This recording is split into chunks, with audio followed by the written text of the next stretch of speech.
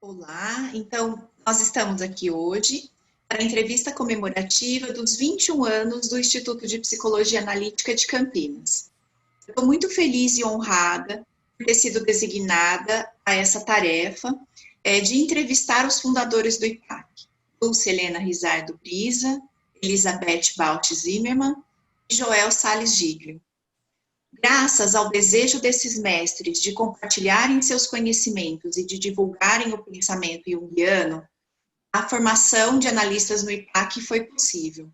Eu tive o privilégio de participar da primeira turma de formação de analistas. Nesse início, foram semeadas boas sementes que geraram bons frutos. O IPAC hoje conta com 33 membros analistas e 15 candidatos em formação. Nesses 21 anos, o IPAC se consolidou como um instituto de formação no interior do estado de São Paulo. Gostaria de agradecer a Dulce, Elizabeth e Joel por aceitarem o nosso convite e se disponibilizarem a estar aqui hoje conversando sobre a história do IPAC. Então, primeiramente, nós gostaríamos de ouvir um pouco sobre como vocês se conheceram e em que momento da sua experiência com a psicologia analítica cada um de vocês estava quando houve esse encontro. Então, eu vou fazer 40 anos de atendimento e de leitura do Jung. E sou a primeira turma da JB no Brasil. E conheci o Joel, que era meu colega, e nós fizemos formação juntos, né, Joel? E terminamos a formação. E a Beth veio da formação dela lá em Zurique. E nós nos encontramos em São Paulo, e daí fizemos uma amizade grande, e daí o Joel e a Beth me convidaram para ser fundadora do Instituto de Campinas, né, cuja sede aconteceu em Valinhos, na chácara da Beth, que gentilmente ela ofereceu o salão lá de encontros dela para que começasse a acontecer os seminários e, enfim, a formação. E o IPAC começou, então, em 1999. Eu tinha voltado no finzinho de 86, começo de 87, de Zurique, tinha feito a formação lá durante 6 anos, no Instituto Jung, e a primeira pessoa com quem eu entrei em contato aqui no Brasil foi o Joel, que eu já tinha conhecido em 84, numa visita que eu tinha feito durante a minha formação, e depois, quando eu voltei, em 87, no começo de 87, eu entrei em contato com ele e nós começamos a fazer alguns trabalhos juntos, palestras, e participei das aulas do Dr. Joel na Unicamp. E aí começaram a ter umas reuniões na própria JB com pessoas que estavam pensando em fazer uma outra associação além da existente, né, da SBPA, a Sociedade Brasileira de Psicologia Analítica. Então, a gente se reunia no consultório do Dr. Glauco, e tinha, naquela época, estavam, assim, o Glauco, o Walter, a Paula ainda não tinha se formado, o já tinha, não me lembro. Lembro que era o Glauco, o Walter, o Junito, o Cândido, a Priscila. Eu sei que nós éramos 7 pessoas. Eles eram 6 médicos, psiquiatras, e eu era a única psicóloga na época. Essa relação se inverteu depois. Hoje nós temos mais psicólogos. E, então, na época, eu estava recém-chegada, eu estava tentando me integrar no que existia de psicologia junguiana naquele momento no Brasil.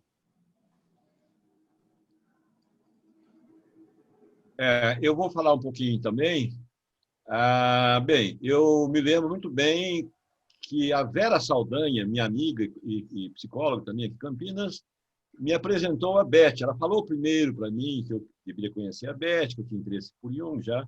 Isso foi lá para 84, como você mencionou, Beth. E você foi lá na sede do departamento, que ainda era lá na cidade, sede do departamento de Psicologia Médica e Psiquiatria, e por acaso acho que eu era chefe do departamento naquela ocasião, e conversamos um pouco, coisas gerais, assim, você falou um pouco da sua formação, etc. Tal, né? Aí, posteriormente, quando você voltou de Zurique, já tinha terminado a formação, isso foi daí uns 3 anos, mais ou menos, né? Não me lembro exatamente quanto, e você me procurou, e nós começamos a fazer um trabalho de grupo de estudos, coisas assim, como você já mencionou. Tem um detalhe aí que eu queria chamar a atenção. Eu fazia um processo de análise com uma colega de orientação junguiana, e nesse processo de análise surgiu a ideia de fazermos um curso, inicialmente de extensão de psicologia analítica na Unicamp. Eu achei a ideia boa, mandei para o departamento, o conselho departamental aprovou, e o curso começou com 80 horas, a primeira edição, depois aumentamos para, não me lembro agora se foi para 300, 100 e tantas horas, coisa assim, e já na terceira edição fizemos com o mínimo, para se chamar na época, curso de especialização no modelo de extensão. É interessante que isso foi uma ideia que eu amadureci durante o meu processo de terapia, naquela época, né? E foi exatamente no momento em que eu tinha saído da associação da SBPA, Sociedade Brasileira de Psicologia Analítica, fiquei lá há 3 anos, e estava aguardando a AJB se organizar e se credenciar para me candidatar a terminar a formação lá, o que aconteceu daí a alguns anos, 2 ou 3 anos assim. A Dulce, como ela já mencionou, conheci já na formação, né? Essa formação era dada, se não me engano, no consultório do Glauco. Era meu consultório no seu também. consultório, né? No seu consultório.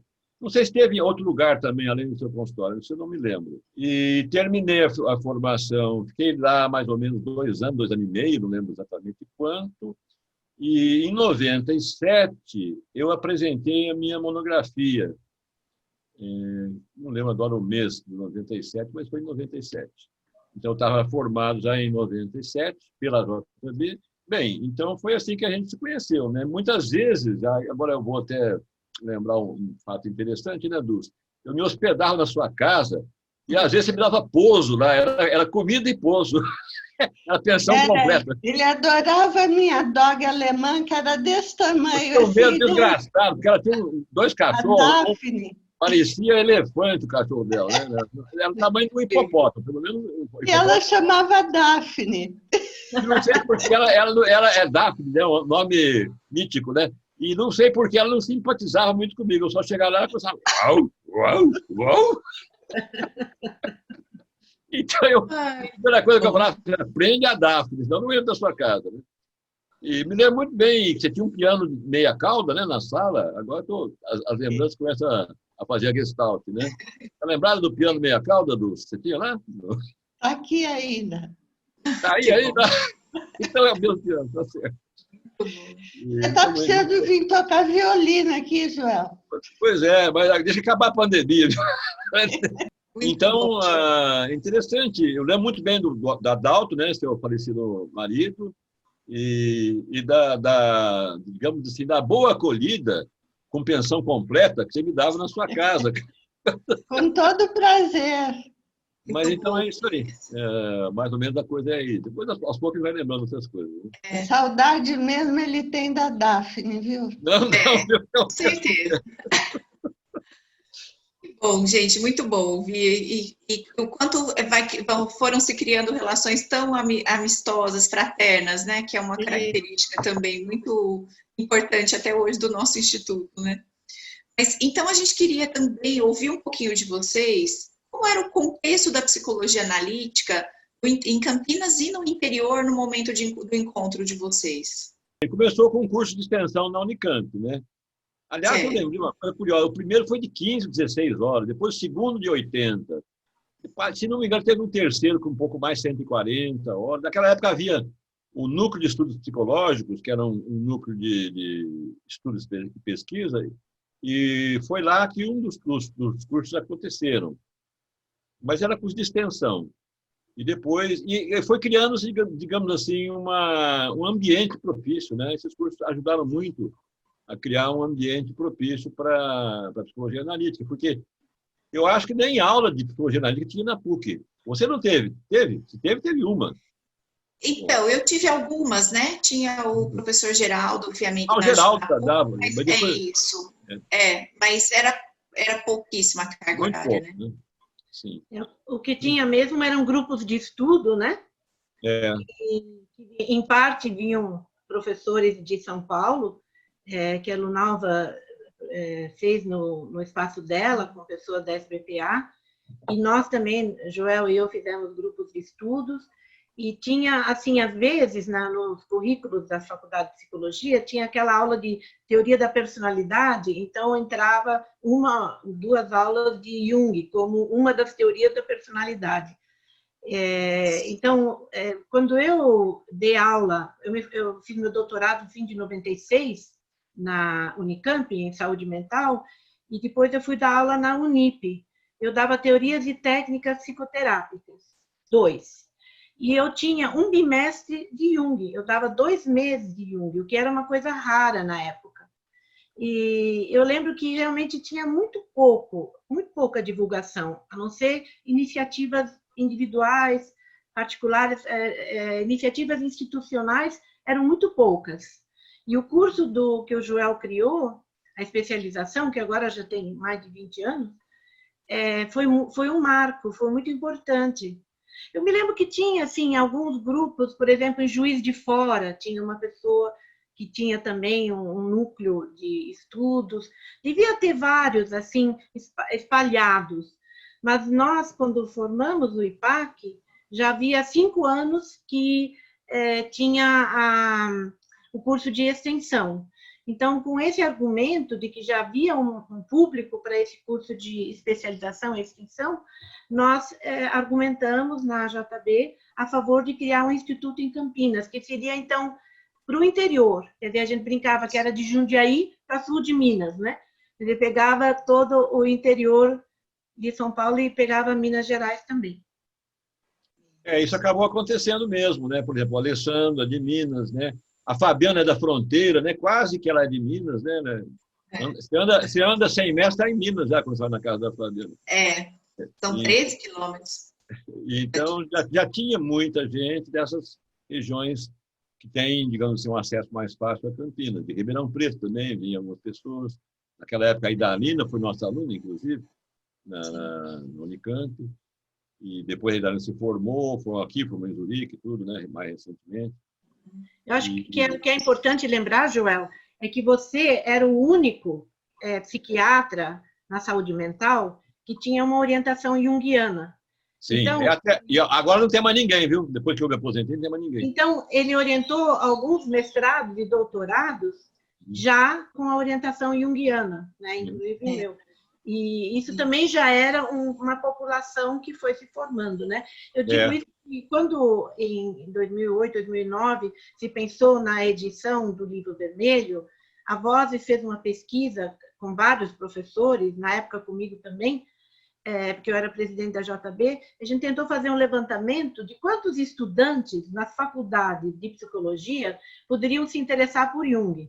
E era uma porcentagem pequena, mas a gente foi com base nisso que se foi fazendo a pesquisa no Brasil todo para ver quantas pessoas poderiam querer comprar o Livro Vermelho. Então, ainda era algo bem menor do que hoje, bem menor do que hoje.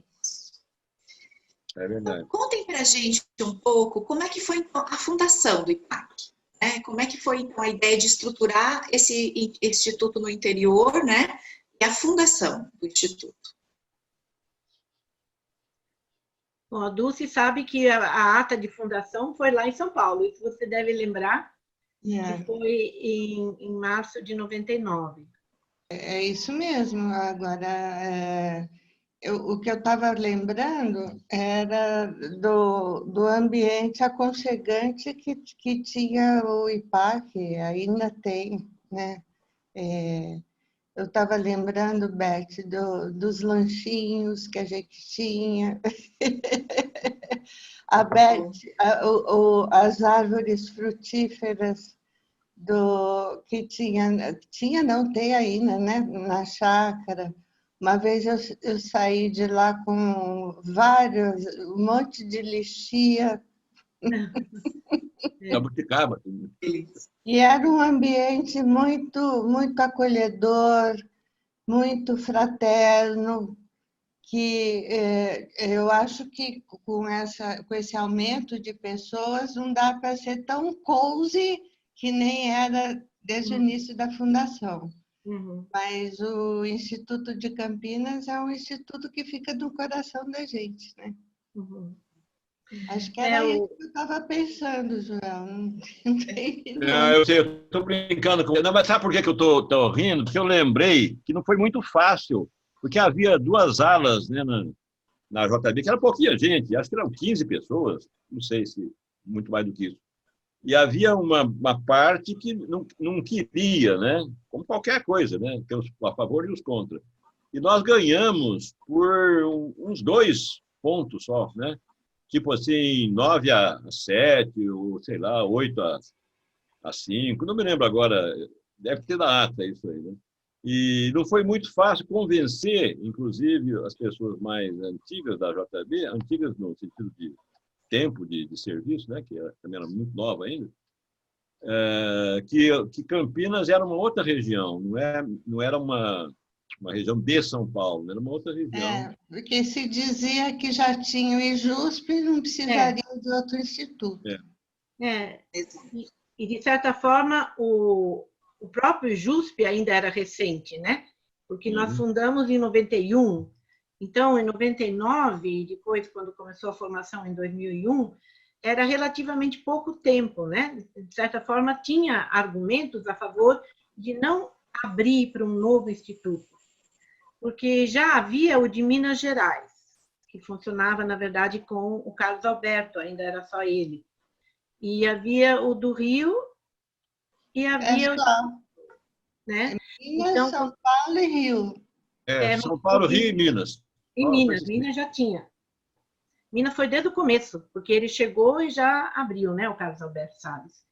Bom, mas aí a ata foi, então, em março de 99, e aí nós tentamos ver como que nós iríamos fazer. Na verdade, foi assim um impulso, mas nós não tínhamos ainda concretamente a base de onde funcionar e com quem contar para dar aula e qual que seria assim todo o currículo, o programa, estava tudo ainda em formação.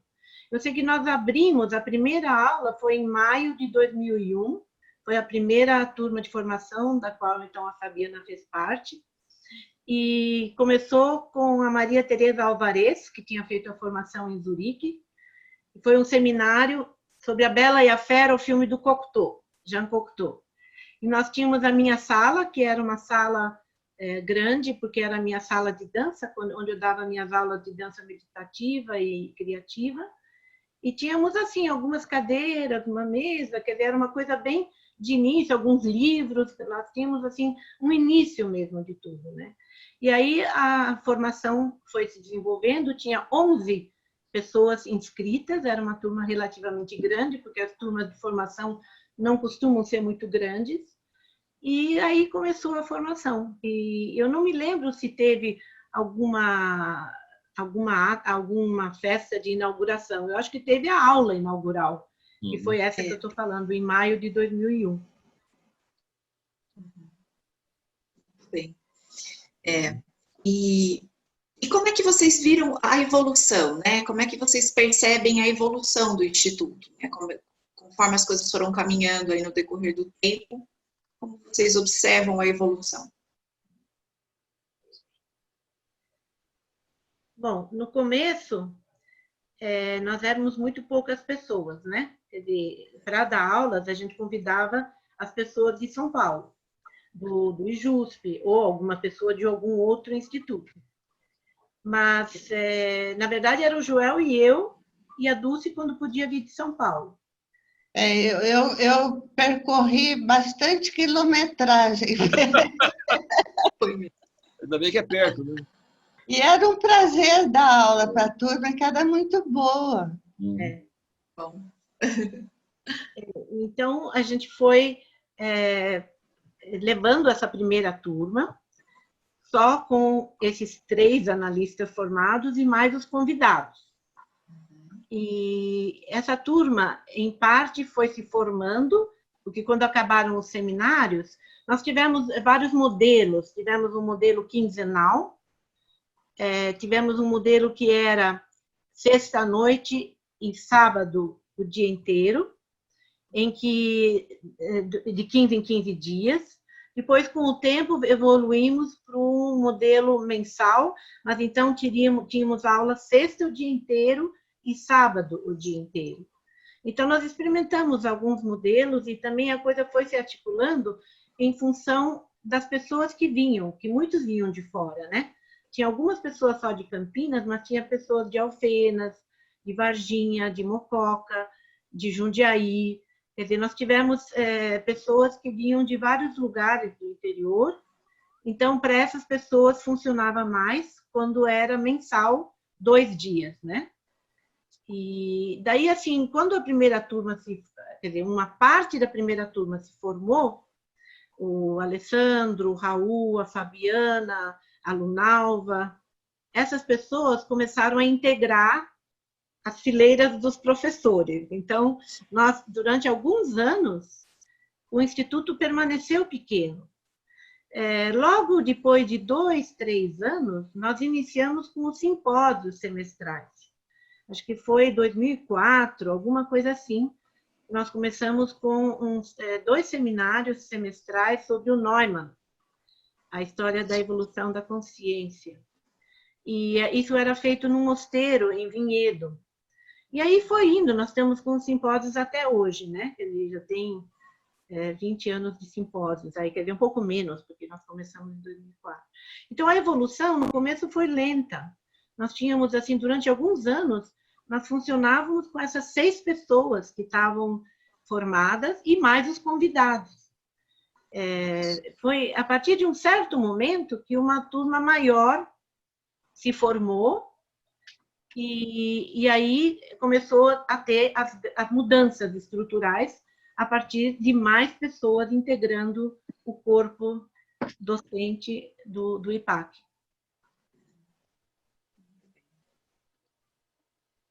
Joel, você quer contribuir alguma coisa sobre a evolução do IPAC? Eu acho que a Beth resumiu bem, né? Quer dizer, no começo nós tivemos que pedir ajuda para outros institutos. Isso até, aliás, acontecia também, o vice-versa também aconteceu também, a Beth também, Dulce também, fomos dar aula, às vezes, em outro lugar, quando surgiram outros institutos, como no Paraná, por exemplo. Tal, né?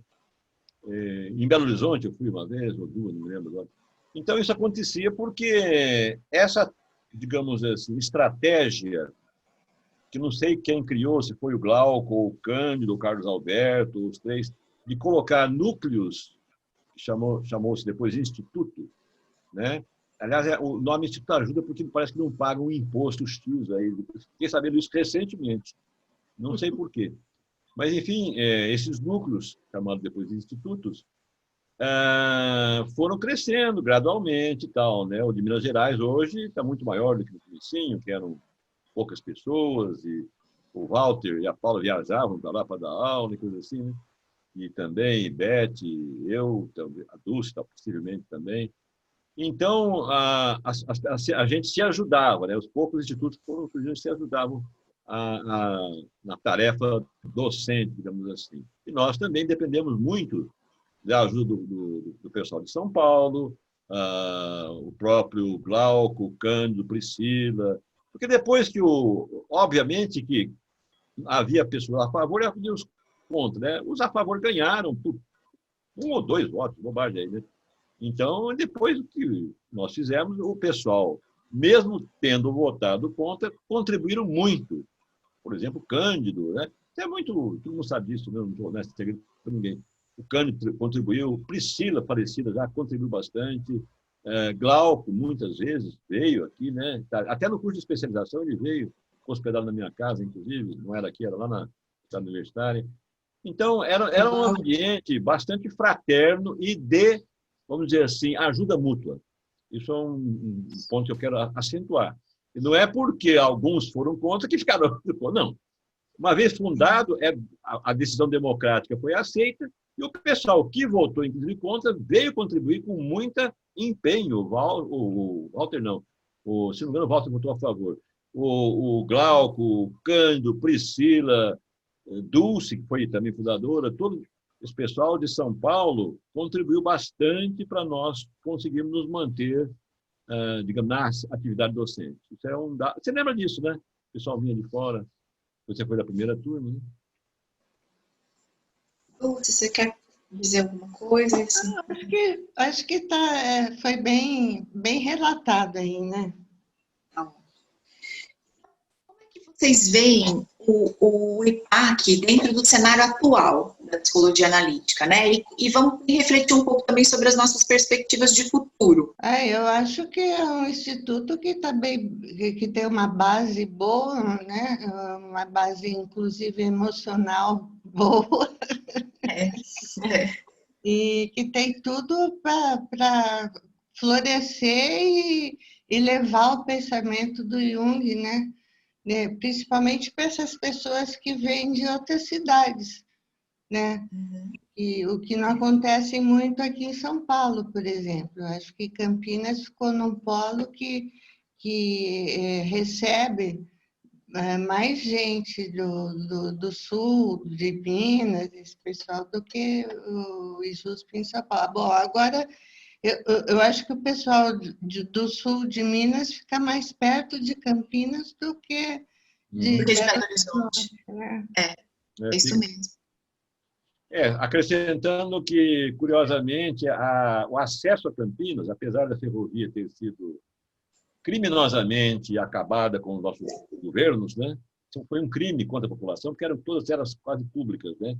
Mas, enfim, eu estava dizendo que, apesar das nossas ferrovias terem sido dizimadas pelos governos incompetentes que a gente tem tido, mas Campinas é um polo de região com muita facilidade de condução por ônibus e por avião.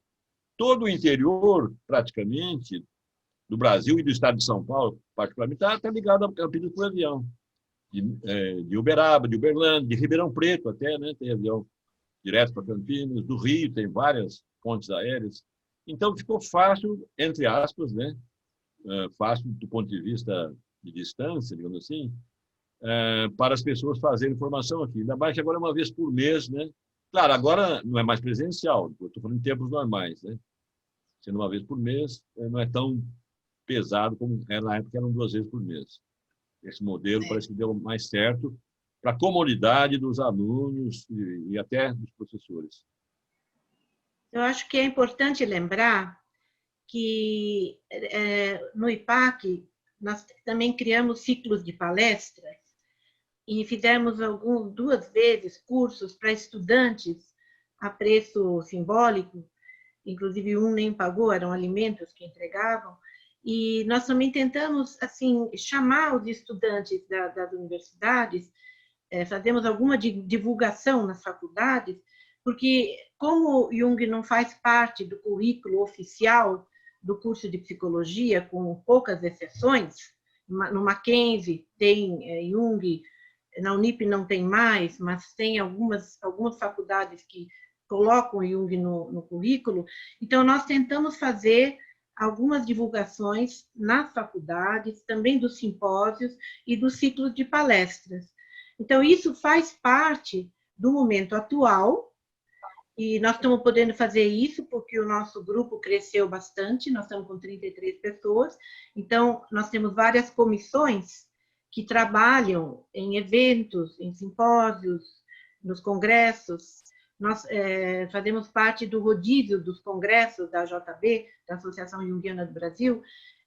No começo era cada 3, cada 4 anos. Atualmente, como existem 9 institutos, cada congresso, cada instituto faz cada 8, cada 9 anos um congresso.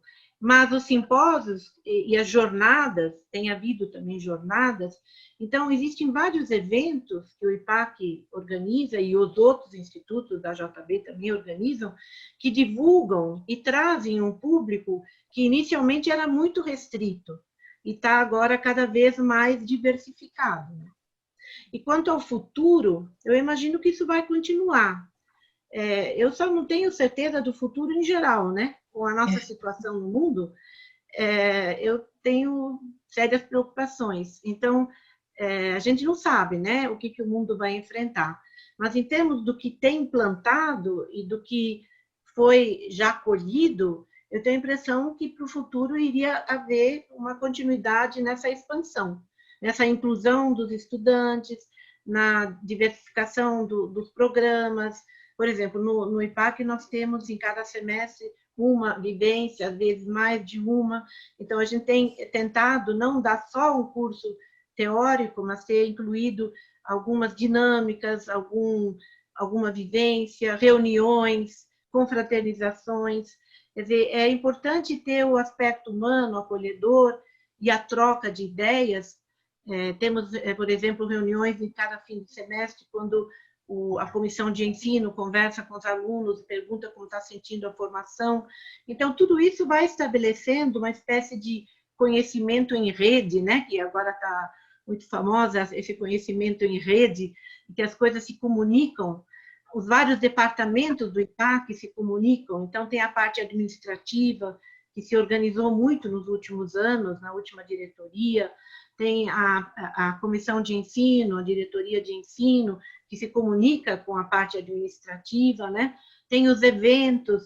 Então, isso não tinha no começo, né? No começo, nós tínhamos um grupo pequeno que fazia de tudo, criava um outro grupo que foi se integrando, e hoje em dia, então, nós temos uma base bem maior. Ainda somos um grupo sem grandes condições financeiras, quer dizer, continuamos a sede aqui em Valinhos, mas hoje existe um contrato, quer dizer, uma parte administrativa, não é mais só que a Beth cede o salão, ficou uma coisa mais objetiva, há nitidamente um cunho institucional no IPAC, que foi a partir de 2014 que isso se instituiu, e foram feitos vários trabalhos comunitários para se conhecer a identidade do IPAC e tentar divulgar essa identidade, tornar isso um fato mais objetivo e não tão familiar, apesar de continuar uma relação muito afetiva entre todos os membros.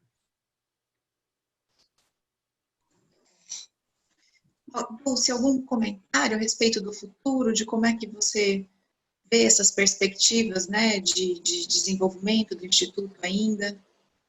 Eu acho que a gente está num período agora de pessimismo por conta dessa pandemia, né? Mas eu acho que o interesse por Jung está aumentando cada vez mais e o IPAC tem tudo para, eu disse, florescer, né? Para continuar no espírito do local e da alma das pessoas. Agora, eu acho que vamos esperar passar essa época de nuvem cinza em cima das cabeças das pessoas, né? Mas eu noto que só tem a perspectiva de ir cada vez mais seguindo o rumo que é disseminar o pensamento do Jung e dos jungianos. Eu quero falar uma coisinha ainda, Fabiana, sobre essa questão do Por favor, Joel. Eu sou um otimista de profissão. Tudo vai passar e nós vamos superar isso.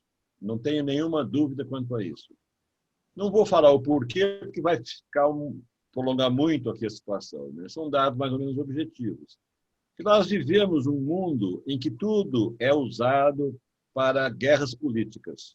Por exemplo, Estados Unidos fala mal da vacina russa, os russos falam mal da vacina americana, e assim por diante. Não vamos alongar isso, porque é uma discussão que não cabe, acho que muito aqui agora. O que eu vejo é que nós estamos sim passando por uma crise, é uma crise séria, né? você vê isso nos pacientes, vê na gente mesmo, vê nos amigos, vê nos colegas, né? O nosso ânimo é menor, nós ficamos abatidos por tudo isso, mas dentro mesmo dessa situação excepcional, nós vamos prosseguir com um futuro bom. Essa é a minha impressão. Eu sempre lembro de um sujeito que vocês conhecem, que é o Viktor Frankl, possivelmente já leram. Vocês sabem aonde que ele fez o primeiro livro dele, né? Ninguém sabe? No campo de concentração. No campo de concentração. Porque ele era o último da família a ir para a câmara de gás. Mas não foi. E sabem por quê? Ele conta isso numa biografia dele, que, en passant, né? Porque ele estava na fila dos prisioneiros e o Mengele que tomava conta da fila. Todo mundo sabe que é o Mengele, né? Não sei se a palavra está correta, Beto. A pronúncia é Mengele mesmo em alemão? Bom, Mengele. Então, Mengele. O Mengele estava... O sinistro Mengele estava lá tomando conta. A hora que o Mengele virou de costas, ele mudou de fila. Não sabe até hoje, nunca soube por quê. E era a fila dos que não iam para a câmara de gás. Então, ele ficou prisioneiro, pediu papel e lápis, isso os alemães davam, né? Os nazistas davam, não tinha problema nenhum, e fez o primeiro livro dele dentro do campo de concentração, com todo o peso que ele carregava, a mágoa que ele carregava por ter tido toda a família exterminada em câmara de gás. Não sobrou ninguém. Ele foi o único que sobrou.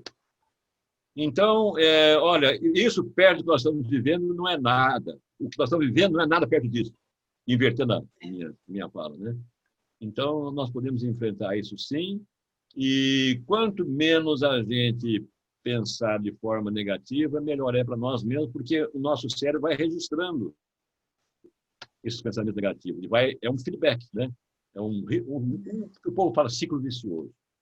A gente tem que estar atento, mas não deixar que o pensamento negativo reverbere dentro da gente. Eu sou otimista de plantão, digamos assim, para brincar um pouco. Acho que tudo vai resolver. Muito bom. Então, eu acho que a gente gostaria de agradecer, né? Porque eu acho que o chamado de cada um de vocês e o comprometimento que vocês tiveram com a vocação, né, de analista, a amorosidade que vocês tiveram para compartilhar com todos nós, né, o caminho que trilharam, aquilo que aprenderam, trouxe, né, o IPAC até aqui, esse grupo de analistas, né, que se formou e esses candidatos que estão aí. Nós somos muito gratos a vocês por tudo. Né? E nós gratas a tudo que os candidatos trazem de bom também, né? Porque é uma troca feliz, né? Uma comunhão de alma, né? Tá certo. Interessante. Lembrar disso, que nós só existimos por causa dos candidatos. Não, a gente não existe. Nós só existimos por causa dos candidatos. E desses alunos que estão aí, que a gente, né, que eu acho que o IPAC tem também esse objetivo, né, de compartilhar conhecimento, de que o pensamento junguiano seja levado com seriedade, com responsabilidade. Então, eu acho que seria importante lembrar uma coisa, Fabiana, que os temas hoje em dia estão também mudando. Nós estamos fazendo o possível para não permanecer apenas presos numa programação. Se bem que 80% do nosso cronograma é sobre as obras de Jung, que isso é um pré-requisito que todos os institutos seguem, mas existem hoje em dia outros temas na sociedade. Então, por exemplo, a questão do gênero é um dos temas que está sendo discutido. E pode ter outros, a questão da pandemia, a questão da ecologia, é muito importante hoje em dia. A ecologia é um tema fundamental para a nossa sobrevivência. E eu acho que ainda é muito pouco o que se faz nessa direção, mas eu acredito que isso vai ficar cada vez mais urgente e mais necessário, e as pessoas vão despertar. Então, é todo um trabalho de consciência que precisa ser feito para manter passo com o que o mundo está apresentando, né? A vida está nos colocando. Tem situações muito perigosas, muito ameaçadoras no mundo de hoje. Isso não tem nada a ver com otimismo ou pessimismo, a meu ver, mas tem dados objetivos que falam de como o mundo está evoluindo. E por isso eu acho que o Instituto Junguiano tem que se manter informado e ir alterando e propondo a temática que vai sendo mais urgente. E eu tenho a impressão que o IPAC tem feito isso. Talvez não em grande escala, mas tem se preocupado com essa temática nova, as temáticas novas que vêm surgindo. Eu só queria pontuar isso, porque eu acho que isso faz parte do caminho do IPAC também. Bem pontuado, Beth. Plenamente de acordo, Beth. Concordo plenamente. A questão ecológica, né? Eu acho que é fundamental, né? Eu acho que esse... Desculpa. Não, é só isso que eu queria falar, que a questão ecológica eu ia dizer que é importantíssimo isso que você está pontuando, que eu acho que é esse, pensando em futuro, né, em termos de perspectiva de futuro, esse compromisso, né, do IPAC em olhar seriamente, trabalhar no sentido dessas perspectivas que são relacionadas às questões do mundo atual e que a gente tem vivido. Eu acho que isso, de fato, é um grande desafio e um chamado para a gente em termos de futuro mesmo, né? E nesse sentido, que a gente precisa se fortalecer. É uma questão de desenvolvimento de consciência. E para alguns também é uma questão de desenvolvimento espiritual. Porque o modelo que nós temos hoje de economia é um modelo muito voltado para o materialismo e para o lucro, e não para a vida, e não para o sentido. E Jung buscava o sentido. Sem sentido, nós iríamos viver uma vida atomizada, ele dizia. Então, ele diz que o ser humano não aguenta viver sem o sentido.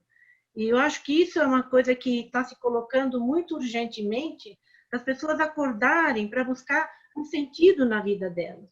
E, nesse sentido, o Jung foi um grande precursor, um visionário, uma pessoa que lutou por essa consciência maior, por esse processo de individuação que inclui esse aumento de consciência, essa ampliação da consciência. Porque sem isso, nós estamos fadados ao insucesso mesmo. O mundo não vai conseguir se desenvolver sem um esforço de consciência, né? E todo analista deve ter muito presente isso, né, Beth? Quer dizer, o nosso trabalho não fica só no consultório, né? De jeito nenhum, né? Extravasa e muito o consultório. Nesse sentido, a gente lembra do Hillman quando fala da anima mundi, né? Da alma do mundo, que mais do que nunca é dela que nós precisamos cuidar e prestar atenção nela. Né? Aliás, um conceito milenar, né? A anima mundi é um conceito milenar que Jung e outros adotaram, digamos assim. Eu agradeço em nome da diretoria do IPAC, de todos os membros e candidatos, pela forma amorosa com que vocês idealizaram e construíram esse instituto. As sementes que vocês plantaram permitiram germinar bons, excelentes analistas que realizam seu trabalho com ética e responsabilidade. E também geraram bons frutos na tarefa de continuarmos desenvolvendo os estudos de psicologia analítica e transmitindo o pensamento junguiano com seriedade. Então, nós enviamos para cada um de vocês uma pequena homenagem, uma pequena lembrança que simboliza o nosso respeito e admiração. Eu gostaria agora que vocês, se vocês puderem abrir. A minha está aqui na frente, estava procurando lá atrás, não está aqui na frente. Bonito. Por favor, abram. Estava tendo um reflexo. Ah, tá. Mas eu vou ler. Por favor, Beth. Tem o meu nome, IPAC, né, em cima, Instituto de Psicologia Analítica, tem o logo e tem a... Deixa eu ver se eu consigo melhorar isso. O selo. Tem o logo e tem os 21, dos 21 anos. Que bonito! O que hoje é provado, um dia apenas imaginado. William Blake. A imaginação deu lugar à construção, e dessa construção nasceu o Instituto de Psicologia Analítica de Campinas. Celebramos os 21 anos de criação do IPAC. Palavras não são suficientes para expressar nosso respeito e gratidão. Receba essa homenagem como símbolo do nosso afeto. A Diretoria Gestão 2018-2020. Embaixo, os três globos. Diga. Muito obrigada pelo carinho, bom. pela atenção. Obrigado. Foi uma homenagem muito bonita, que está à altura da alma de vocês. Tá bom. Muito obrigada. Lembrando que o ouro é, mitologicamente não, simbolicamente, o que os alquimistas estavam buscando, né? Só que não é o ouro daqui dessa terra, é um outro tipo de ouro. Eles falam isso textualmente, né? O nosso ouro é um ouro diferente. Em latim, não sei como é que fala. Aurum nostrum é não sei o que lá. Alguém sabe a frase em latim? Aurum nostrum, o nosso ouro não é o ouro daqui da terra. Aurum nostrum, aí o resto não sei. Não é o ouro vulgar, né? É o ouro vulgar, é. É. Ou seja, daqui da terra, né? O ouro que você tem nos nossos braceletes, brincos, etc. E tal, né? Muito bom. Então, olha, o nosso muito obrigada. Eu gostaria de agradecer a todos que se dedicam para que o IPAC esteja em constante desenvolvimento. A Diretoria Gestão 2018-2020, a nossa presidente, Denise Amorelli Silveira, a nossa diretora administrativa, Cirlei Lourenço dos Santos, a nossa diretora de ensino, Elizabeth Walsh Zimmermann, e a nossa diretora secretária, Cristina Tosi. Gostaria de agradecer também a todas as pessoas que tornaram essa homenagem possível. Nalva Fiuza Chagas, que foi a idealizadora desta homenagem, Ana Carolina Falcone Garcia, Mônica Zanzini Sertem, e o nosso queridíssimo Daniel Manzi, tão dedicado e competente. Que a árvore do IPAC floresça e que muitos e muitos anos venham.